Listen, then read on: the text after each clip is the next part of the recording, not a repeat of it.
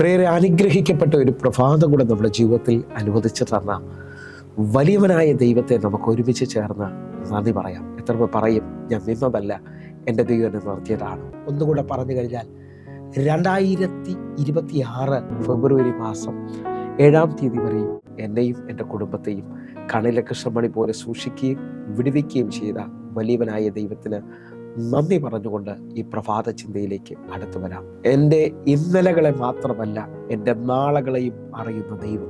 പ്രിയരെ, പ്രാരംഭവാക്യത്തിലേക്ക് നമുക്ക് കടന്നു വരാം. എബ്രായർക്ക് എഴുതിയ ലേഖനം 13-ാം അധ്യായം അതിൻ്റെ 8-ാമത്തെ വാക്യം. യേശുക്രിസ്തു ഇന്നലെയും ഇന്നും എന്നേക്കും അനന്യൻ തന്നെ. ഈ പ്രഭാതത്തിൽ ദൈവം നമ്മോട് ഇടപെട്ട അനുഗ്രഹിക്കപ്പെട്ട വചനത്തിനായി നമുക്ക് ഒരുമിച്ച് ചേർന്ന് ദൈവത്തിന് നന്ദി പറയാം. ഈ പ്രഭാതത്തിൽ നാം ചിന്തിക്കുന്ന ചിന്ത നമ്മുടെ ഇന്നലകളെ മാത്രമല്ല, നമ്മുടെ നാളുകളെ കൂടി അറിയുന്ന ഒരു ദൈവം. ഹല്ലേലൂയ. എൻ്റെ കേൾക്കുന്നവരെ, വചനം വ്യക്തമായി പഠിച്ചു നോക്കിക്കഴിഞ്ഞാൽ നമ്മുടെ കാലഗതികൾ ദൈവത്തിൻ്റെ കയ്യിലാണ് ഇരിക്കുന്നത് എന്നുള്ളത് തിരിച്ചറിയും. നമുക്ക് ഒരുമിച്ച് ചേർന്നുകൊണ്ട് സങ്കീർത്തനം 31-ാം അധ്യായം അതിൻ്റെ 15-ാമത്തെ വാക്യത്തിലേക്ക് വരാം. എൻ്റെ കാലഗതികൾ നിന്റെ കയ്യിലിരിക്കുന്നു, എൻ്റെ ശത്രുക്കളുടെയും എന്നെ പീഡിപ്പിക്കുന്നവരുടെ കയ്യിൽ നിന്ന് എന്നെ വിടുവിക്കണമേ.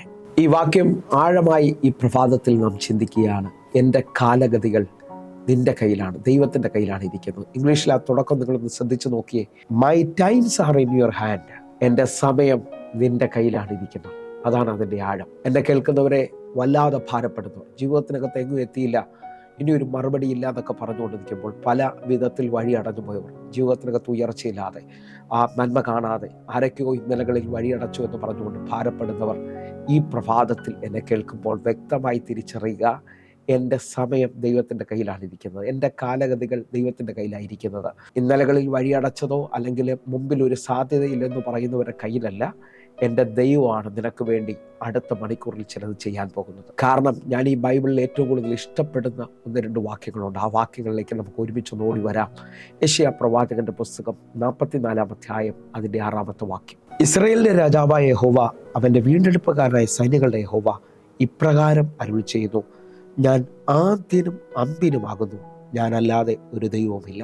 ഈ വാക്യങ്ങൾ ആഴമായി ശ്രദ്ധിക്കുമ്പോൾ ഇതാ വാക്യം നമ്മോട് പറയുകയാണ്, ഞാൻ ഇസ്രായേലിന്റെ രാജാവായ യഹോവയാകുന്നു, ഞാൻ ഇപ്രകാരം അരുളി ചെയ്യുകയാണ്, ഞാൻ ആദ്യനും അന്ത്യനുമാകുന്നു, ഞാനല്ലാതെ മറ്റൊരു ദൈവവും ഇല്ല. എന്നെ കേൾക്കുന്നവരെ, ഇന്ന് ഈ വചനത്തിനകത്ത് നിന്നുകൊണ്ട് വ്യക്തമായി തിരിച്ചറിയുക, എൻ്റെ ദൈവം ആദ്യൻ മാത്രമല്ല, എൻ്റെ ദൈവം അന്ത്യനും കൂടാണ്. ഒന്നുകൂടെ നിങ്ങൾക്ക് തിരിച്ചറിയാൻ പറ്റുന്നില്ല.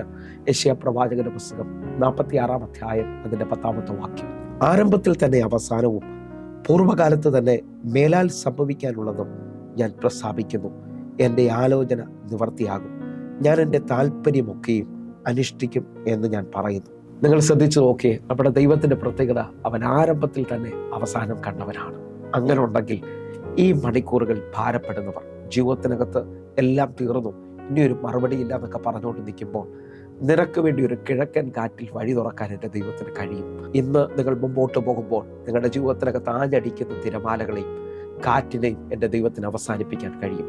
ജീവിതത്തിനകത്ത് ഇനി വഴിയില്ല, എല്ലാം തീർന്നു, എല്ലാം അവസാനിച്ചു എന്ന് പറഞ്ഞുകൊണ്ട് നിങ്ങളുടെ പടകിൽ നിൽക്കുമ്പോൾ അടുത്ത മണിക്കൂറിൽ ഒറ്റ വാക്കിൽ ആ പടകനെ നിറയ്ക്കാൻ എൻ്റെ ദൈവത്തിന് കഴിയും. ഈ പ്രഭാതത്തിൽ ആഴമായിട്ടൊന്ന് വിശ്വസിച്ച് ആ നിരാശകളൊക്കെ ഒന്ന് വിട്ടിട്ട് കർത്താവ് നമുക്ക് വേണ്ടി പ്രവർത്തിക്കുന്നുള്ളത്. പുതിയ നിയമത്തിൽ എനിക്കിഷ്ടപ്പെട്ട 1-2 വാക്യങ്ങളുണ്ട്. ആ വാക്യങ്ങളൊന്ന് ഞാൻ നിങ്ങളെ ഓർപ്പിക്കുകയാണ്. താൻ ചെയ്യാൻ പോകുന്നത് എന്തെന്ന് താൻ അറിഞ്ഞിരുന്നു എന്ന് പറഞ്ഞാൽ നമ്മുടെ അടുത്ത മണിക്കൂറോ നമ്മുടെ നാളുകളോ നമുക്കറിയത്തില്ല. പക്ഷേ എൻ്റെ ദൈവത്തിന് വ്യക്തമാണ് താൻ എന്താണ് ചെയ്യാൻ പോകുന്നത് എന്നുള്ളത്. ഒന്നുകൂടെ നിങ്ങൾക്ക് മനസ്സിലാകുന്നതിനായിട്ട് യോഹന്നാന്റെ സുവിശേഷം 18-ാം അധ്യായം അതിൻ്റെ 4-ാമത്തെ വാക്യം. യേശു തനിക്ക് നേരിടാനുള്ളത് എല്ലാം അറിഞ്ഞ് പുറത്തു ചെന്നു. നിങ്ങൾ ആരെ തിരയുന്നു എന്ന് അവരോട് ചോദിച്ചു. ഈ വാക്യം നിങ്ങൾ ശ്രദ്ധിച്ചു നോക്കുക. യേശു തനിക്ക് നേരിടാനുള്ളതെല്ലാം അറിഞ്ഞ് പുറത്തു ചെന്നു. നിങ്ങൾ ആരെ തിരയുന്നു എന്ന് അവരോട് ചോദിക്കുകയാണ്. എന്നെ കേൾക്കുന്നവരെ, കർത്താവിന് വ്യക്തമായിട്ട് അടുത്ത മണിക്കൂറിൽ എന്ത് സംഭവിക്കുമെന്ന് അറിയാം. അങ്ങനെ ഉണ്ടെങ്കിൽ ഇന്ന് ഈ സമയത്ത് ഞാൻ ചിലരെ നോക്കി വിളിച്ചു പറയാണ്, നിന്റെ അടുത്ത മണിക്കൂറുകൾ നിന്റെ വഴി അടയ്ക്കുന്ന ഹെരോദാവിൻ്റെയോ ഫറവോൻ്റെ കയ്യിലല്ല ഇരിക്കുന്നത്. അവർ കാണാത്തൊരു ദൈവമഹത്വം നീ കാണാൻ പോവുകയാണ്. നിന്റെ ജീവിതത്തിനകത്ത് ഇതുവരെയും നടക്കത്തില്ലെന്ന് പറഞ്ഞ ചിലതാ, മനുഷ്യൻ അസാധ്യമെന്ന് പറഞ്ഞതാ, ഇപ്പോൾ എൻ്റെ ദൈവം ചെയ്യാൻ പോവുകയാണ്. അത് വിശ്വസിക്കാൻ പറ്റുന്നവരുണ്ടെങ്കിൽ ഇപ്പോൾ എൻ്റെ കൂടെ ചേർന്നുകൊണ്ട് ഒന്നുകൂടെ ഒരു ആഴം പറയാൻ പോവുകയാണ്. മത്തായിയുടെ സുവിശേഷം 15-ാം അധ്യായം അതിൻ്റെ 32-ാമത്തെ വാക്യം. എന്നാൽ യേശു തൻ്റെ ശിഷ്യന്മാരെ അടുക്കൽ വിളിച്ചു, ഈ പുരുഷാരം ഇപ്പോൾ 3 നാളായി എന്നോടുകൂടെ പാർക്കുന്നു. അവർക്ക് ഭക്ഷിപ്പാൻ ഒന്നുമില്ലായിക്കൊണ്ട് അവരെക്കുറിച്ച് എനിക്ക് മനസ്സലിവ് തോന്നുന്നു. അവരെ പട്ടിണിയായി വിട്ടയക്കാൻ മനസ്സുമില്ല. അവർ വഴിയിൽ വെച്ച് തളർന്നു പോയേക്കും എന്ന് പറഞ്ഞു. ഈ വാക്യത്തിനകത്ത് ഒത്തിരി ആഴമുണ്ട്. യേശു കർത്താവുമായി 3 ദിവസം നിന്ന ആ പുരുഷാരത്തെക്കുറിച്ച് യേശു കർത്താവിന് മനസ്സലിവ് തോന്നുകയാണ്. തൻ്റെ ശിഷ്യന്മാരെ അടുക്കൽ വിളിച്ചിട്ട് പറയാണ്, ഇവരെ പട്ടിണിയായി വിട്ടയക്കാൻ എനിക്ക് മനസ്സ് തോന്നുന്നില്ല എന്ന് പറഞ്ഞാൽ ഈ പ്രഭാതത്തിലും ദൈവത്തോട് അടുക്കുന്ന, ദൈവത്തോട് ചേർന്ന് നിൽക്കുന്ന നിങ്ങളെ നോക്കി ദൈവം മനസ്സലിയും. വിശ്വസിക്കാൻ പറ്റുമെങ്കിൽ ഒരു വഴിയും തുറക്കാത്ത നിന്റെ ജീവിതത്തിനകത്ത് അസാധാരണമായ ഒരു ഫേവർ വെളിപ്പെട്ട് വരാൻ പോവുകയാണ്. ജീവിതത്തിനകത്ത് എങ്ങും എത്തിയില്ലെന്ന് പറയുന്ന ആരെങ്കിലും ഉണ്ടെങ്കിൽ ഈ പ്രഭാത മെസ്സേജിനെ നീ മുറുകെ പിടിക്കണം. അടുത്ത പദം പറയുന്നു, അവർ ഇങ്ങനെ വെറും കൈയോടെ മുമ്പോട്ട് പോയാൽ അവർ വഴിയിൽ വെച്ച് തളർന്നു പോയേക്കും. ശിഷ്യന്മാർക്ക് അറിയാത്തതും ലോകത്തിന് മനസ്സിലാക്കാത്തതുമായ ഒന്ന് യേശു പറയാണ്, അവരെ വെറും കൈയോടെ വിട്ടയച്ചാൽ അവർ പോകുന്ന വഴിയിൽ വെച്ച് തളർന്നു പോയേക്കും. അങ്ങനെ ഉണ്ടെങ്കിൽ ഈ പ്രഭാതത്തിൽ ആഴമായി പ്രാർത്ഥിക്കുന്ന ചിലവരെ നോക്കി ഞാൻ ആത്മാവിൽ വിളിച്ചു പറയാണ്, നിന്റെ അടുത്ത മണിക്കൂറുകൾ ദൈവത്തിൻ്റെ കയ്യിലായതുകൊണ്ട് അവനെന്തോ ഒരത്ഭുതം നിനക്ക് വേണ്ടി ചെയ്യാൻ പോവുകയാണ്. തീരുമെന്ന് പറഞ്ഞുകൊണ്ടിരിക്കുന്ന നിന്റെ ജീവിതത്തിനകത്ത് അസാധാരണമായ ഒരു വലിപ്പം ദൈവം ചെയ്യാൻ പോവുകയാണ്. അങ്ങനെ ഒന്ന് വിശ്വസിക്കുന്നുണ്ടെങ്കിൽ ആ കണ്ണുകളൊന്ന് അടയ്ക്ക്. എൻ്റെ കൂടെ ചേർന്ന് പറ, എൻ്റെ ദൈവം ആദ്യൻ മാത്രമല്ല, അവൻ അന്ത്യനും കൂടെയാണ്. അവൻ ആരംഭത്തിൽ തന്നെ അവസാനം കണ്ടവനാണ്. അങ്ങനെ വിശ്വസിക്കുന്നുണ്ടെങ്കിൽ വാസ്തവമായിട്ടും എൻ്റെ കൂടെ ചേർന്നൊന്ന് പ്രാർത്ഥിക്കുക.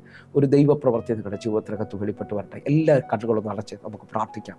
ഞങ്ങളെ സ്നേഹിക്കുന്ന ഞങ്ങളുടെ നല്ല ദൈവമേ, പൂർണ്ണ ഹൃദയത്തോടെ ഞങ്ങൾ ഒരുമിച്ച് ചേർന്ന് ഈ ജനത്തിന് വേണ്ടി പ്രാർത്ഥിക്കുന്നു. വലിയ ദൈവപ്രവർത്തികൾ സംഭവിക്കട്ടെ. വലിയ ദൈവത്തിൻ്റെ കരം വെളിപ്പെട്ട് വരട്ടെ. യേശുവേ, തിരുരക്തത്തിൽ അങ്ങയുടെ മക്കൾക്ക് വേണ്ടി ഞാൻ പ്രാർത്ഥിക്കുകയാണ്. ഈ പ്രാർത്ഥന നടന്നുകൊണ്ടിരിക്കുമ്പോൾ തന്നെ ജീവിതത്തിനകത്ത് എങ്ങും എത്തിയില്ല എന്ന് പറഞ്ഞുകൊണ്ട് വല്ലാതെ ഭാരപ്പെടുന്ന ഓരോ മക്കൾക്ക് വേണ്ടിയും എൻ്റെ കർത്താവ് എഴുന്നേറ്റ് ചില പുത്തൻ വഴികൾ തുറക്കാൻ പോകുന്നതിനായി മാറും. ഇതൊരു നന്മയുടെ ദിവസമാകട്ടെ, അത്ഭുതങ്ങൾ വെളിപ്പെടുന്ന ദിവസമാകട്ടെ. കർത്താവെ, കണ്ണുനീരിൽ നിൽക്കുന്ന ഇവരുടെ ജീവിതത്തിനകത്ത് അങ്ങൊരു അത്ഭുതം ചെയ്യാൻ പോകുന്നതിനായി മാമി യേശുവിൻ നാമത്തിൽ പ്രാർത്ഥിക്കുന്നു. ആമേൻ, ആമേൻ.